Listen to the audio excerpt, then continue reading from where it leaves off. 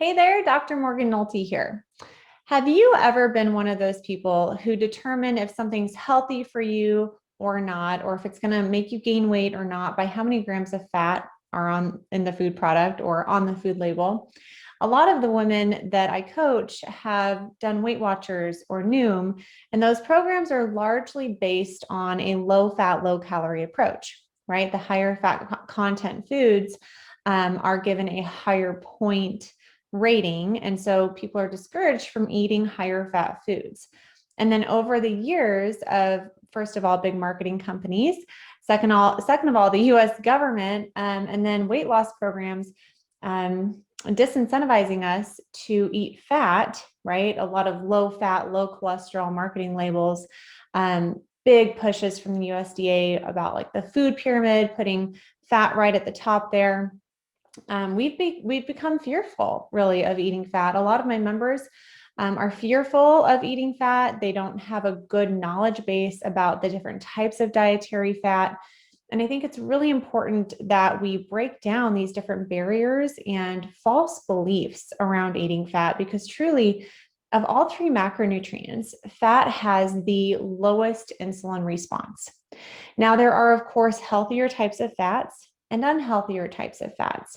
But what's really interesting is how we came to determine those healthy and unhealthy types of fats. And today I'm speaking with Nina Teicholz, and she wrote a very, very fascinating book called The Big Fat Surprise. And in it, she really dives into the true scientific research behind saturated fats.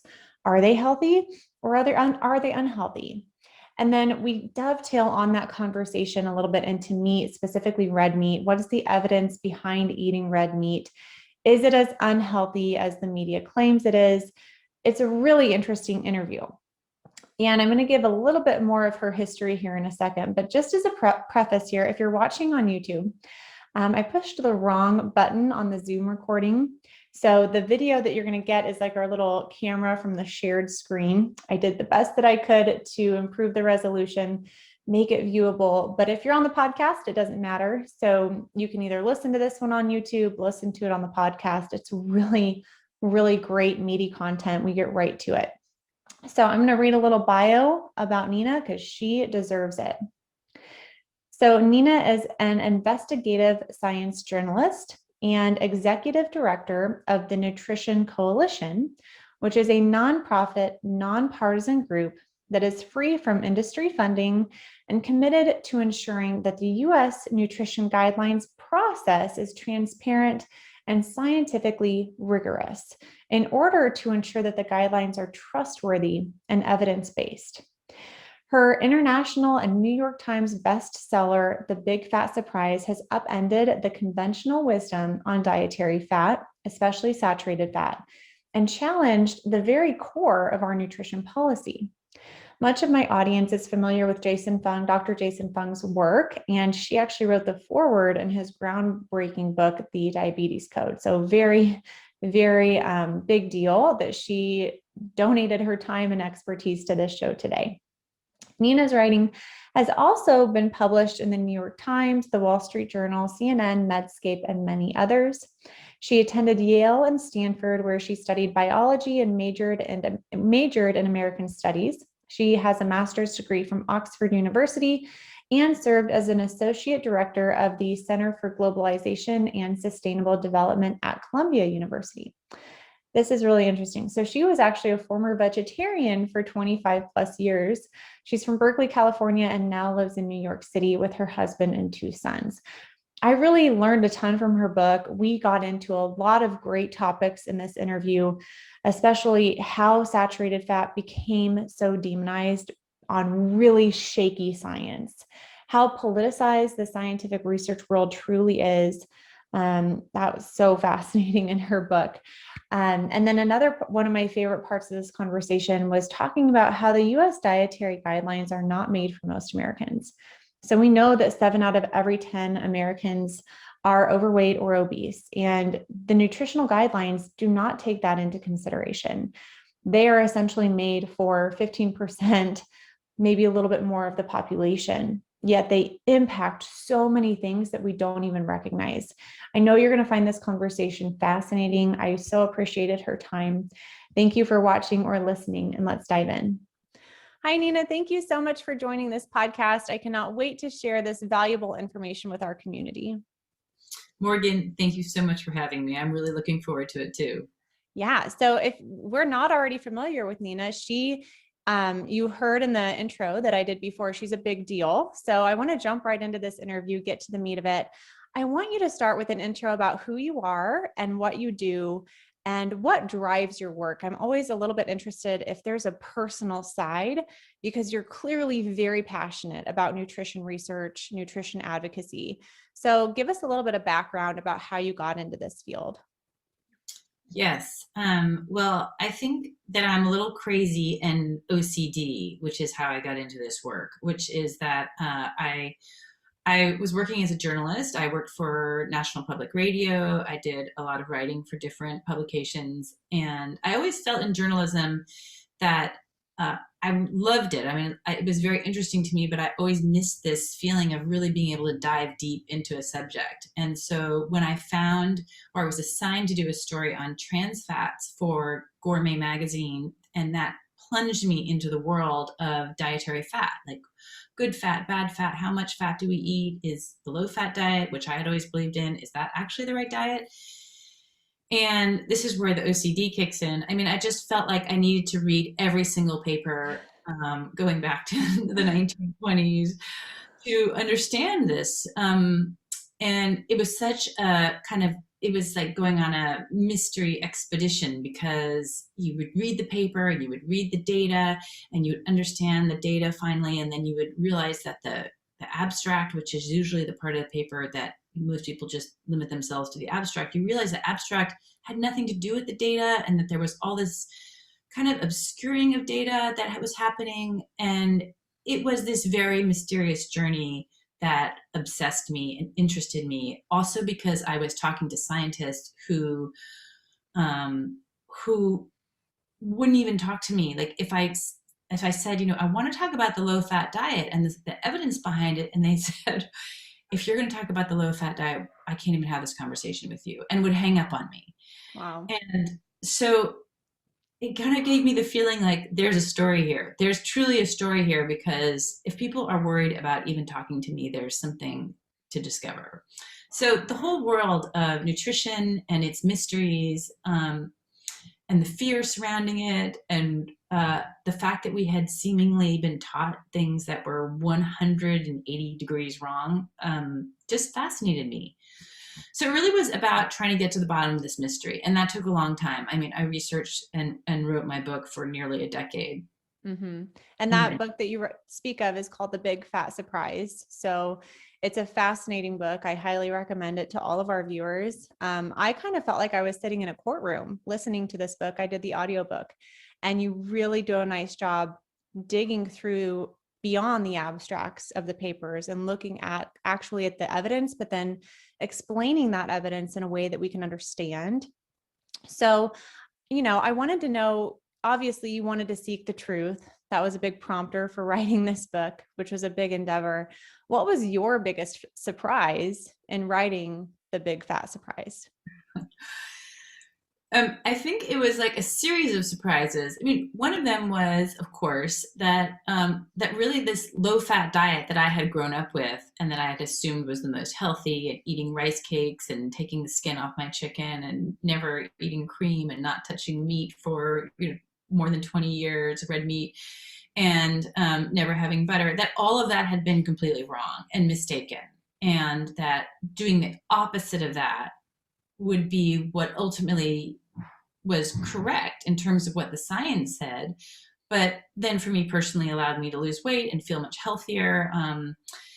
But it wasn't really a health journey for me, because I even though I had been quite overweight as a younger woman, and had all kinds of sinus infections and skin problems, and I never really thought of this as a health journey, because I was mainly motivated to just understand the science, and then the health benefits sort of were this surprise to me. So the idea of the low-fat diet was wrong, that I didn't need to count calories, that calories were not meaningless, but that counting calories was not the way to go about losing weight, that you had to learn to trust your body and eat more fat and protein to satiety. But the whole idea that a calorie, not all calories are alike, and all of that, again, another sort of dogma that had been driven into my brain and all of our brains, really, that was not correct. And I guess the final big surprise was that the good fat, bad fat thing we had been told, saturated fats bad, meat, dairy fats are bad, and that the good fats were the vegetable oils and and white meat was better. All of that is like 180% wrong. Like Yeah. that was the most startling thing, that the bad fats are good and the good fats are bad. I think what was my most startling thing was, what we're going to get into this, but how suppressed the research was. Like these recommendations were based on research, but when you actually read the research, you found completely different data, right? So that's a good point. So I want to, go ahead. Talk about that later. Yeah, we'll get into that, but I want to start with a big picture overview on fat. You get into your book on the different types of fat. And I think historically speaking, we think of trans fats and saturated fats as the quote unquote bad fat. And then there's, mono and polyunsaturated fats, and we consider those the good fats. So I want to hear your perspective from what the evidence says on the big picture. What are the different types of fats and which ones are healthy and unhealthy, specifically as it relates to cardiovascular disease? Because I think that's really where all this stems from. So it's important to understand this just historically, that there was no idea that any fat was bad until really 1961. The American Heart Association came out with their guidelines to prevent against heart disease, and they decided that saturated fat was the main driver of heart disease. And so the population at that time, it was mainly men, because only men were the mostly getting heart attacks, had to greatly reduce saturated fats, reduce red meat consumption, dairy, and switch over to polyunsaturated vegetable oils. I guess the most obvious switch would be from butter to margarine. And that idea, that basic idea, was based on something called the diet heart hypothesis, right, which we'll talk about later. But it's this idea that saturated fats would raise the cholesterol in your blood and clog your arteries, and then they would become so clogged that you would have a heart attack. So there were many, many large randomized controlled clinical trials that were done on that to test that hypothesis. And they were funded by different governments all over the world. And they all came out saying, we cannot actually find the support that we thought we can't find the support for this hypothesis, because even feeding people quite a lot of saturated fat, and 18% or even more percent of calories of saturated fat, did not in the end result in increasing your likelihood of death from heart disease or your death from any cause, or in most cases, heart attacks, any kind of event.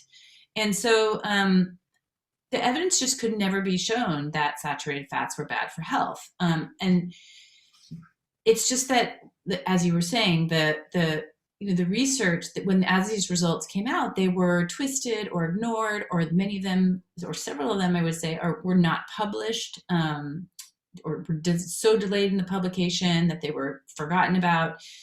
So it turns out that there really is not evidence to convict saturated fats. And the saturated fats are found, there's evidence, I would say, to show that saturated fats are actually good for you, in the sense that, number one, they are the only kind of fat that raises your HDL, which is your good cholesterol. That's the way to send your good cholesterol up.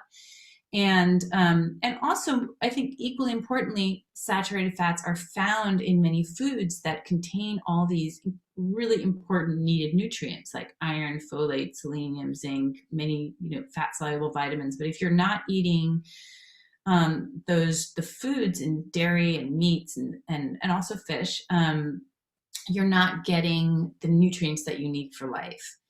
So meanwhile, over here in the unsaturated fat world where we're supposed to be living and eating, we're supposed to be having vegetable oils and margarine, and then there's olive oil. Olive oil is a little unique because it's the one type of oil with only one double bond. It's called monounsaturated. The mono is for one, and so that means that and that is as opposed to polyunsaturated fats, which have many double bonds, like sunflower, safflower oils, corn oil, canola oil. It's more or less in that category.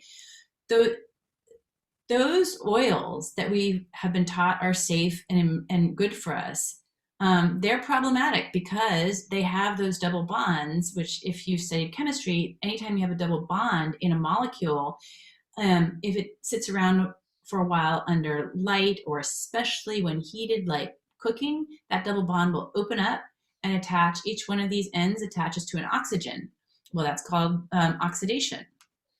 And oxidation causes inflammation and leads to all kinds of diseases. And inflammation is one of the things that is specifically known to lead to heart disease.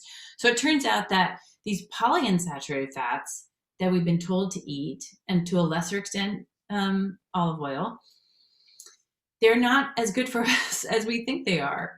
And they have other problems. And all those large clinical trials that I was talking about, when they replaced the saturated fats with the polyunsaturated vegetable oils, in almost all of those studies, the people eating more polyunsaturated fats ended up dying at higher rates from cancer. So again, clinical trial shows cause and effect relationships. So that's vegetable oils causing cancer. Or maybe it's the reduction in saturated fats that makes you more vulnerable to cancer. But in any case, it's not the story that we've been told. So I hope that covers the range of fats that, I mean, I will describe the fats and describe all of the qualities about them, but please ask any questions if I think of. Well, I think, sure, just to follow up, I like to kind of categorize fats as, the trans, the saturated, the monounsaturated. I think those are omega-9s, and then polyunsaturated, omega-6 and omega-3. And so I like to explain polyunsaturated fats as a blanket, they're not all bad, right? It's really when they're refined and processed in this oil that they can become a little bit more unhealthy for us, certainly. What's your opinion on omega-3 fatty acids, like the stuff found in fatty fish, for example? Right. So omega-3s, it's correct that polyunsaturated fats come in these basically two major categories. Omega-3s that you find in fish are fine when you eat them in fish. And in fact, they're essential for health. The longer chain ones, which are known as DHA and EPA.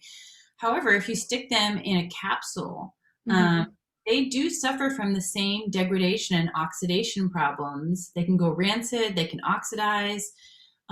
They suffer from those same problems, again, because they have multiple double bonds. Okay. So they're best consumed, as all things are, in the context of the food in which they're found. So omega-3 is fine. The thing about omega-6s, which are the kind that are the major kinds found in vegetable oils, which are linoleic acid, and linolenic acid. The problem with those is not that they're bad by nature, but that they have never been in the food supply in a major way. I mean, our consumption of those fatty acids in around 1900 was almost zero. And so then we, because of the advice by the American Heart Association and other groups afterwards, we increased our consumption of those omega-6s, and by like 300% over the course of the century. It's actually the greatest increase in any foodstuff, in our consumption of any foodstuff over the course of the last century.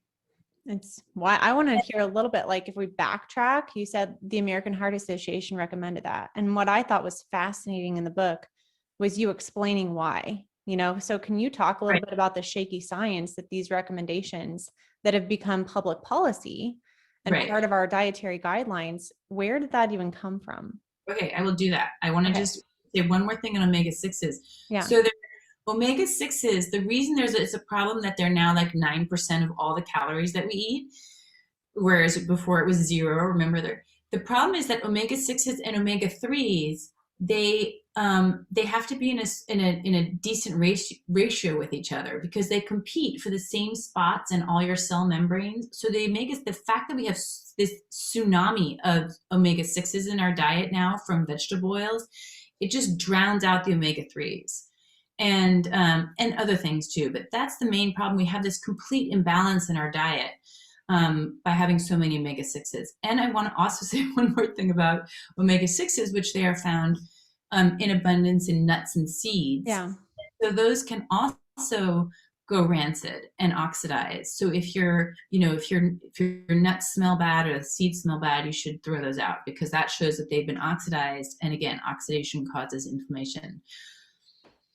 The fact that this all started with the American Heart Association is due to the fact that there was this physiologist named Ansel Keys at the University of Minnesota, and his story is he's an incredible story in that he is easily the most influential person in the history of nutrition science.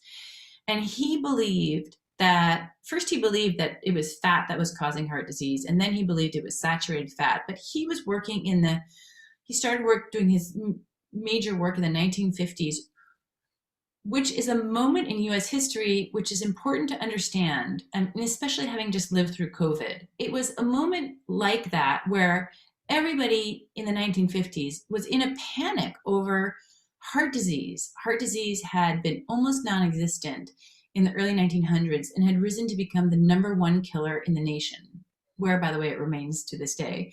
But people didn't understand what caused heart disease, and they were desperate for some kind of solution, the way that we were desperate for a vaccine.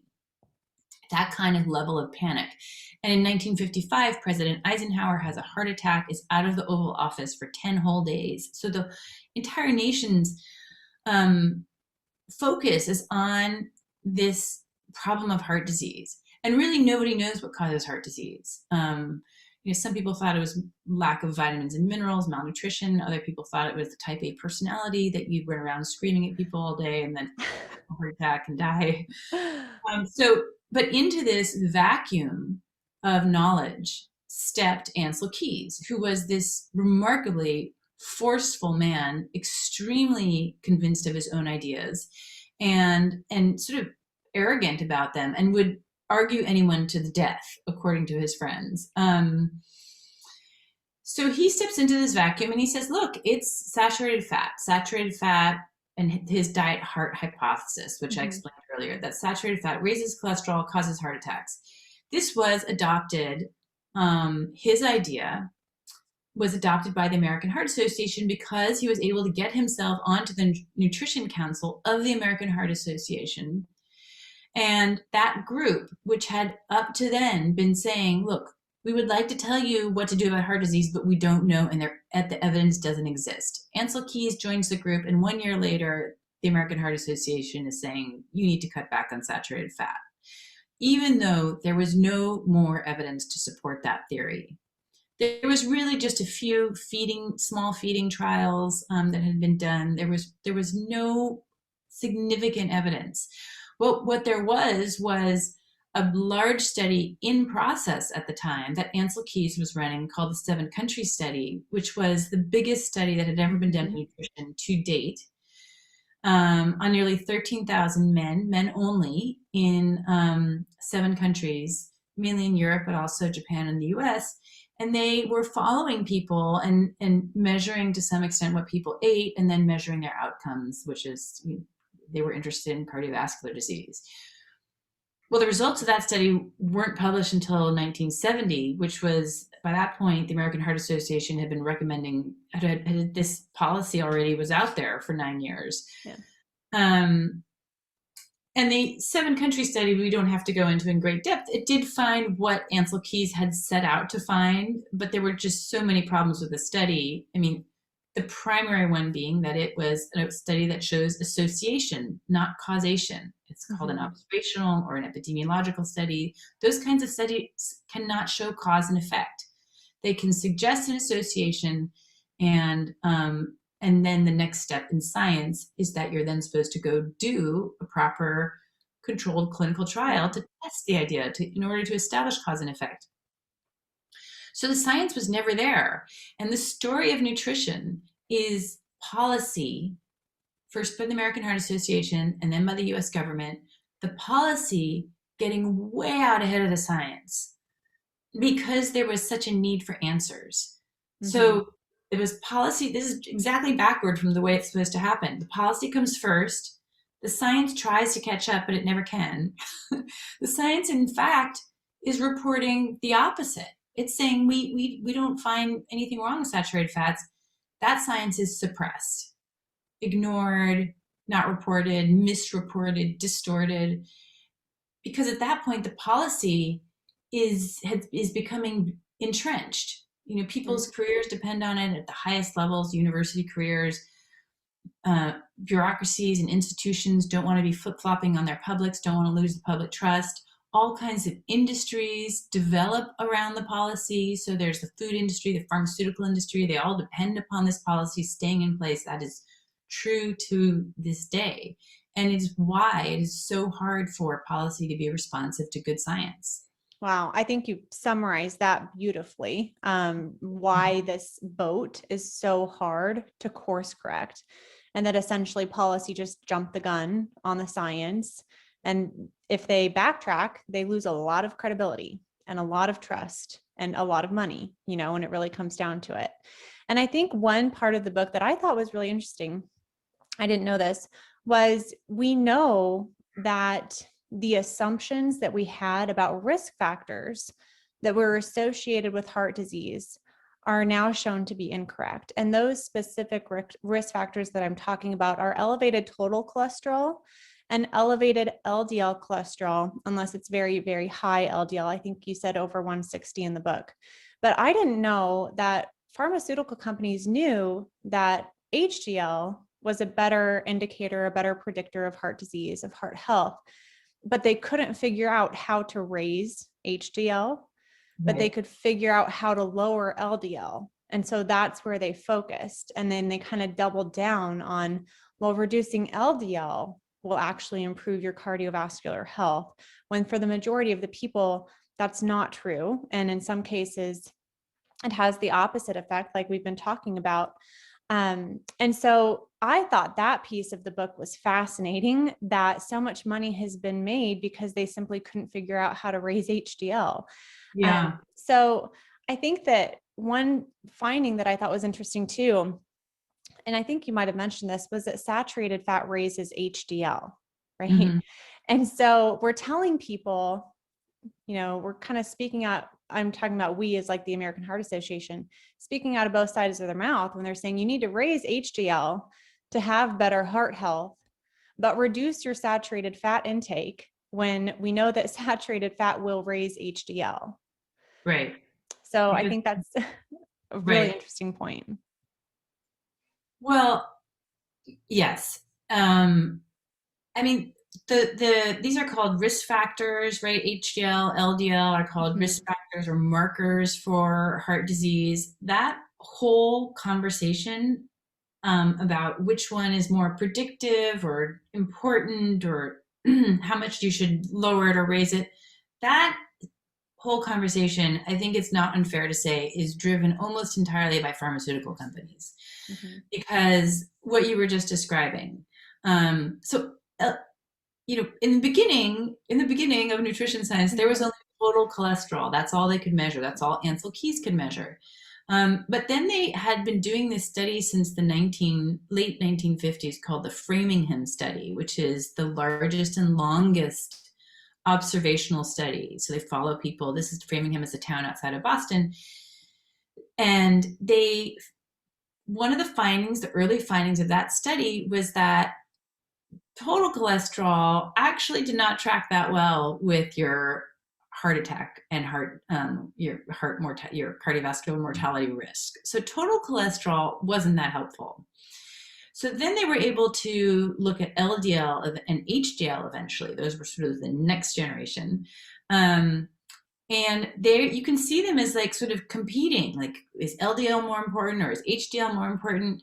And what is essential in deciding that competition is the pharmaceutical companies. So the pharmaceutical companies can figure out how to lower LDL. That's statins. Yep. Biggest blockbuster drug of all time is our statins. So LDL becomes this kind of celebrated risk factor, recently called a toxic molecule by one sort of researcher, but the billions of dollars that are depend on LDL being bad just completely influence that entire debate. Mm-hmm. And then HDL, which was actually found by the Framingham study to be a much more reliable predictor of heart disease risk. This was a finding in the 1980s that came out, that again was minimized and nobody paid attention to it. And why? Because the drug companies, although they tried quite hard, could not find a drug to successfully raise your HDL. And when that's true, they're just not interested in HDL then, right? There's no profit in it for them. And in fact, in the last, I would say 10 years, there's been an effort to try to discredit HDL, to say that it's really not that important. Because not only can they not find a drug to raise it, but they know that what raises it most effectively is saturated fats, but they're against saturated fats. So then there's this contradiction there. Right. How can saturated fats do something good? We've demonized saturated fats, so let's discredit HDL. Right. I like how you said the generations, right? So Ansel Keys was up here with total cholesterol. Then we split it up into HDL, LDL. And now the science is getting even better. And you went into this in the book. I've covered this in other podcast episodes as well, but I'd love you to touch on the subparticle LDL size and why an elevated LDL may not be as harmful as once thought because of the particular size of LDL. Right. So that's the generation below. Yeah. The next, third generation was work that was done principally by Ronald Krauss, Mm-hmm. where at Berkeley, he was at Berkeley when he did it, where he discovered that LDL itself had all these subparticles. So it wasn't like total LDL was not that meaningful. What you had to look at was there were types of LDL or types of particles inside the LDLs. Some were small and dense. And you could kind of think of those as like little tiny cannonballs, like in the sense that they were highly associated with cardiovascular risk. So that's small, dense LDL. You can get like an LDL subfraction panel if you ask your doctor. And then there's what are called large buoyant particles. And they are not associated or less associated with cardiovascular risk. And so if you're the type of person who has a small, dense LDL, you do have a higher risk, but you really need to understand what your LDL profile looks like, and what shifts you from this small, dense LDL pattern to the large, buoyant pattern is saturated fats. That's interesting. There's two things. So saturated fats is what helps shift from this small, dense pattern to the large, buoyant pattern. And so does actually reducing your carbohydrates, those two things together. So often when people lower their carbohydrates, their LDL goes up, but what they don't understand is that it's this large, buoyant kind of LDL. That's a really important key. Yeah. What's the other thing to note? Other really super important thing to know is that although in drug studies, they've been able to show that reducing your LDL will improve your cardiovascular outcomes, they have never been able to show that reliably in studies on diet. In other words, lowering your LDL with statins, which is maybe successful, but lowering your LDL with diet has never been shown to show any cardiovascular benefit. Mm-hmm. It's just different. Drugs act differently than diet does for many reasons. And one of the explanations is that it's possible that if statins work, that they work by some other mechanism than lowering LDL. This is increasingly what scientists think, that they work via other mechanisms, not LDL. I think it was Krauss, right? The researcher that kind of did the subparticle size. Is that Yes. right? And in your book, didn't you say that he was on the US Dietary Guidelines panel He for was a on the couple American Heart rounds, Association. He was on the nutrition committee for the American Heart Association several times. Or trying two. to influence them to allow more saturated fat Right. in the recommendations, right? Right. Unsuccessfully. Unfortunately, unsuccessfully. I think that's kind of a nice segue into the US Dietary Guidelines. And I want to just hear your overall thoughts on them. And the most recent ones are from 2020. And if you can kind of give us a breakdown of your thoughts, maybe where they missed the mark and where they're improving. Yeah, I think the first thing to say about the US dietary guidelines that maybe people don't know is that it is a policy that affects pretty much each and every single one of us in America, even though we think it's like, who looks to the government for your dietary advice? We don't, but it reaches out to us. It's like the span of its tentacles is so incredibly vast. It determines all K through 12 education. It determines school lunches, feeding programs for the elderly, what is served in cafeterias and nursing homes, to the military. It is what is served in those all the feeding assistance programs, which are like the government spends $100 billion or nearly $100 billion on each year. And it is dispensed, that advice when you go to your doctor or dietitian. That is the advice that you are given, is from the dietary guidelines. So it comes to you whether or not you know that or not. And it is highly influential as a policy. Mm-hmm. The group that I have been directing, the Nutrition Coalition, we have been working on trying to get a rigorous scientific process behind the guidelines, which tells you that we think it is non-rigorous. Mm-hmm. And we're not alone. I mean, the National Academies of Sciences, Engineering, and Medicine, which is the highest scientific body in the land, in 2017 came out with a couple of reports saying this, it's important to increase the scientific rigor of these guidelines in order for them to be trustworthy. Mm-hmm.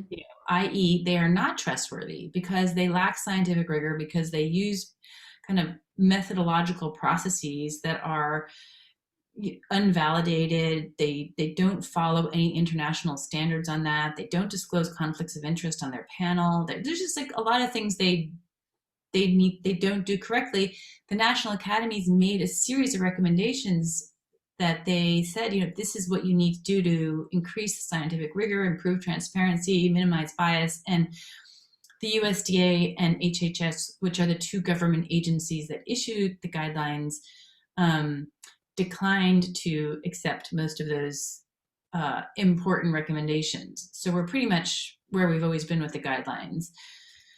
But really, the important thing to know about the guidelines is that even though it is dispensed to pretty much everybody in America via their doctor, dietitian, most nutritionists, everybody, the guidelines are only scoped to help people without any chronic diet-related disease. So if you've been diagnosed with obesity, diabetes, heart disease, cancer, fatty liver disease, hypertension, if you've been diagnosed with any of those conditions, the guidelines are not meant for you. And what I mean by not meant for you is they don't even review the science on those conditions. Like, if there's a study looking at how can we, reverse diabetes or reverse a diagnosis of diabetes, and those studies have been done, they don't look at those studies because they're like, that's people who have disease. They do not see disease as a continuum, which I think is a mistake, because you go from pre-diabetes to diabetes. Absolutely. And it's a fairly arbitrary marker, when you're actually diagnosed, and it's the process of going along that continuum is pretty the same process. So what prevents diabetes should also prevent pre-diabetes, but they don't see it as a continuum. So they don't look at that science. They also, this time around, they did not look at any of the science on how to lose weight, which is like mind-boggling. You think that like nearly 43% of our population has obesity, not just overweight, has obesity. And that's much higher. Those numbers are all higher for um, Black people, brown people, I mean, people in Native American communities. So they're really like, if you have any of those conditions, those guidelines are not for you. But I don't really know how they get around that, but because the federal government, I'm sorry, the Congress, in there is the statute that allows for the guidelines says that they must be for the general public. Well, the general public, 60% of Americans are diagnosed with a chronic disease. 88% of Americans have been diagnosed with having some kind of metabolic disease. So it's like that the general public is sick. Yeah. And so the guidelines are not for us. And somehow yet, despite all that, the agencies that put out the guidelines say, these are for all Americans, which is just de facto not true. And so this is like the sort of like the basic problem, which is that they're being sent out to people who really, for whom they're not appropriate and are likely to be actually worsening their conditions. I mean, just to give you one example, the guidelines require 6 servings of grains every day, including 3 servings of refined grains. Well, I mean, you find me somebody with diabetes, really, or obesity, for whom that's going to be a good regimen. And I think, there's nobody for who should be having that many grains, plus over 50% of all their calories is carbohydrates. Yes, it is astonishing, and I think it's shocking. And I have clients and members who come to me and they say, well, I was doing plant-based and I wasn't seeing results, but that's what I was told to do. And I say it simply has too many carbohydrates, to reduce your insulin resistance, essentially. And I interviewed Dr. Ben Bickman, and he wrote the book, Why We Get Sick. And in it, he said, 85% of adults have insulin resistance, very similar to that 88% number of some sort of metabolic condition. And so really we can assume that the US dietary guidelines may keep about 15% of the population somewhat healthy. They're still not ideal. Refined grains are never a good idea. However, like you were talking about, the children, the people in long-term care facilities, the people who cannot afford their own food, they are all getting these subpar dietary recommendations to the detriment of their health, and it is sad. But how do you fix that? How do you influence the government, who on one side of the coin is trying to keep the USDA happy and sell food, and on the other side of the coin is trying to keep Americans healthy? How do you reconcile this? Yeah, that's a really good question. I mean, our group was working on that to try to really bring these issues, some of them not very exciting, but about methodology to policymakers, to try to help them understand how important this was. And I think that I think there's no simple answer to this question. I think because the biggest obstacle, let me say, is that the food and the pharmaceutical industries are, they are completely against a dietary guidelines that does not favor their products, right? So for the food industry, it's that almost all processed foods are made from grains and vegetable oils and sugar. That's pretty much everything in the center aisles: cookies, crackers, chips, all that stuff. And so they need the guidelines to support their foods. They don't make money from so much from natural foods, so they're really not interested in guidelines that don't support their products. And then for the pharmaceutical industry, which is a little bit more cynical, really, the explanation is just that they depend on people being unhealthy. Their products really, they need people to choose medical solutions, pills, devices, procedures, bariatric surgery, whatever it is. They need people to choose that rather than the solution that could be provided by food, which they make no money from. So, and then there are a series of other interests, as we've talked about before, these entrenched bureaucracies that can't be seen as changing on the public. They don't want to be flip-flopping. They could be liable, perhaps, for making people, giving people chronic diseases or withholding from them important information that could help cure their diseases. I think increasingly that it's going to be that the nutrition community, the community of nutrition experts itself needs to take on this issue and own it. There are many scientists, excellent scientists in nutrition who completely understand all the issues that you and I are talking about, but they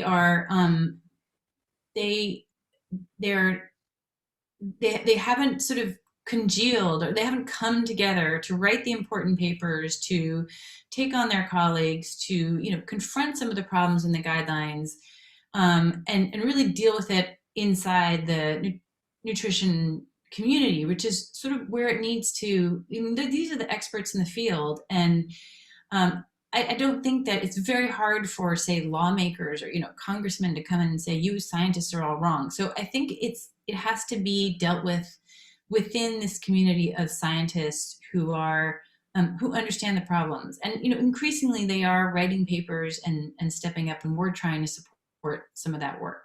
Yeah. Well, good for you.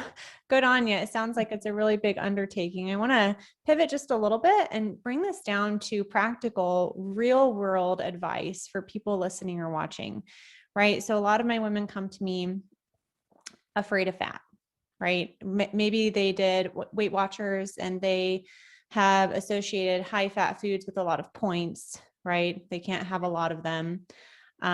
So how did you, first of all, as a former vegetarian, you kind of said you really limited red meat, especially. How did you kind of convince yourself that it is okay, safe, and actually healthy to start incorporating more red meat, full fat dairy, eggs, butter, cheese back into your diet? Because as much as I advocate for good science related to lifestyle, nutrition, et cetera, I also highly value behavioral and mindset strategies so that they're actually implemented successfully. What things did you have to go through in your own mind and your own behaviors to make this switch successful?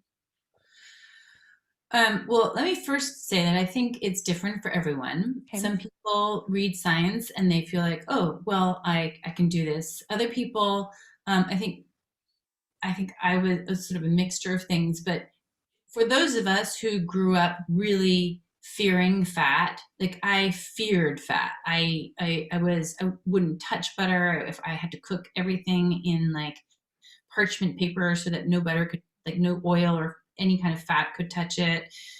I lived on rice cakes for a long time. So when I started reading about and understanding a little bit more about the science, understanding that fat does not make you fat, and that fat is crucial because it provides satiety, right? It fills you up. And that I think that women who grow up dieting their whole lives, they're so used to dieting that they don't trust their bodies. And so there's this, for me, was a pretty slow process where I started eating more, foods with fat in them, like regular red meat and cheese, regular cheese. And I remember this feeling, I remember being at the end of a meal and just feeling full. Like I just felt great. And I feel like my body felt so incredibly satisfied in a way that it never did after salads with cakes, skinless chicken breast on them. I just never really had that feeling. And it's a different feeling from when you stuff yourself on like a bag of pretzels or something, which I could also do easily. Like, you feel full, but you don't feel satisfied. Like that, you don't feel your body just doesn't feel very happy. So it is like once you have that feeling of trusting your body or feeling full, like really you start to get into this different relationship with your body that feels really good. Your body feels better. And I remember putting gravy or the sauces from the meat on my meat, and it tastes so delicious and you feel so much better. I think it's just this long process of kind of changing your palate and changing your trust relationship with food. And for me, it was also reading, some of the science, so I wasn't so afraid. And Yeah, and then the more you do that, also, the more you're genuinely full, you learn that you actually aren't craving carbohydrates anymore. Because if you fill up on protein, and fat, you just are like, well, you can just walk by the cookie box because you're just not that hungry anymore. So I think that it is. I just think it's a psychological process for most people, especially when they've just grown up with that level of fear around a food product. And I want to say the other thing that switched me was that I was on a very low fat diet when I was pregnant with my first child and had a lot of difficulties Hmm. with that child, and I really wanted for my second child to be really healthy and have that child be as healthy as possible. And so I started like almost against my will, but I had a hamburger every single day of my pregnancy. And indeed, I had just a dramatically different outcome.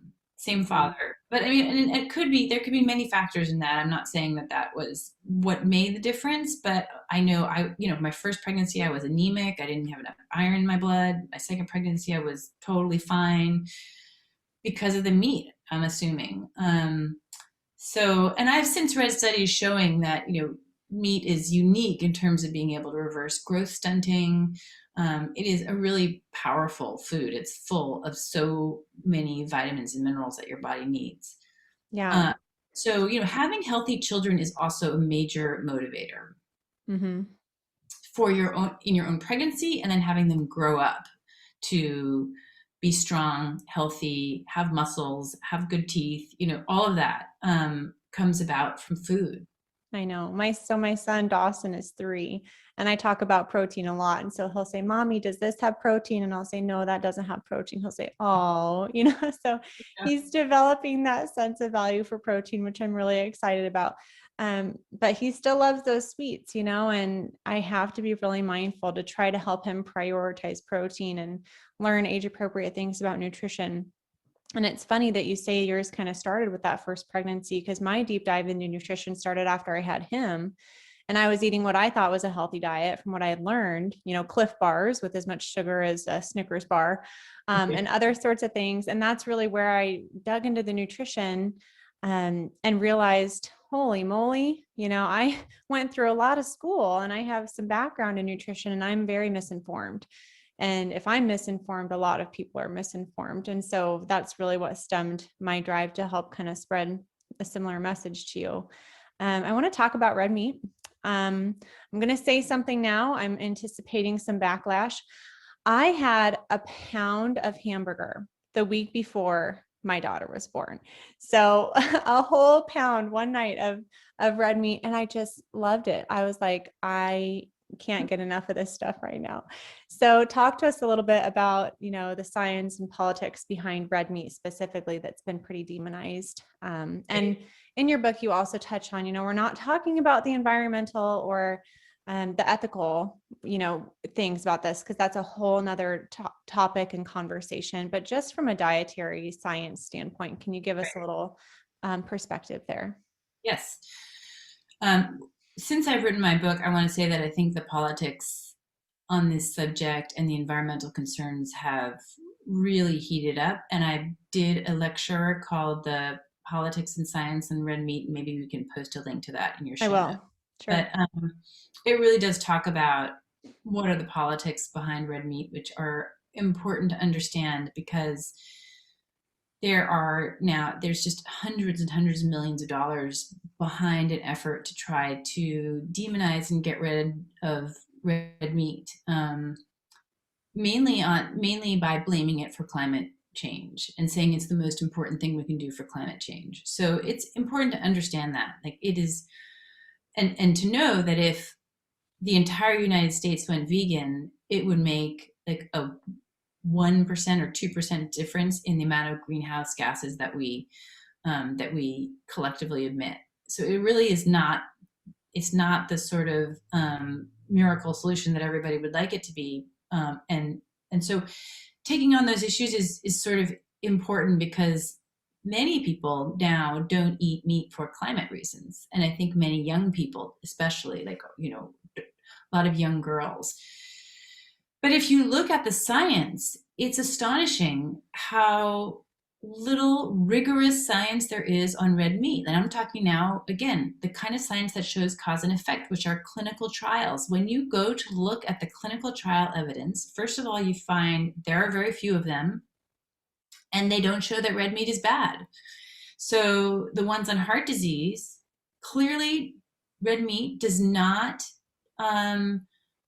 it does not worsen the risk factors for heart disease. So it makes your HDL go up. That's good. It might make your LDL go up a little bit, but it's the good kind of LDL that goes up. So for the studies looking at those short-term markers and the meta-analyses of those studies, which means looking at all of them together, do not find that there is much evidence or that the evidence is negative. Similarly, on cancer, even though we're told red meat causes prostate cancer, colorectal cancer is the one that was ruled on by the WHO, the World Health Organization. The clinical trials on that were meant to look at cancer outcomes do not show that reducing red meat reduces your risk for cancer at all. And there were 2 large long-term trials that were powered for cancer to have cancer outcomes or cancer. In one of them is called the polyp prevention trial, so to prevent the reoccurrence of cancer polyps. And neither of those, in which people significantly reduced their red meat, could they show that their risk for cancer was reduced. So what is this huge body of knowledge of science they were constantly seeing about, meat is bad for health, meat causes more mortality, meat causes heart disease, cancer, everything you could think of. Those are all those epidemiological studies, right, that we talked about, where they can only show associations.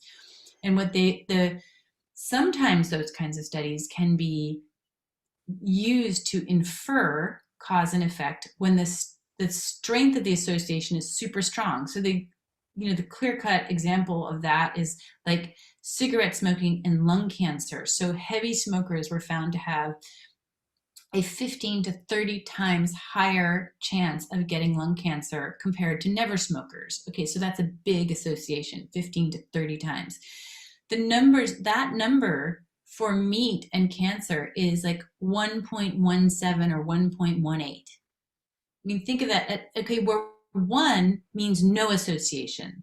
Okay. So you're talking about a 0.17, 0.18 size association. That's tiny, tiny, tiny. Yeah. Most epidemiologists think that any number smaller than 2 or 3 is meaningless. So you're talking about pretty much meaningless associations that are not confirmed by the more rigorous science, which is the clinical trials. So there was a whole series of reviews on all the data on red meat that came out in 2019 in the Annals of Internal Medicine that were done by a very high standard. This Canadian team took them on.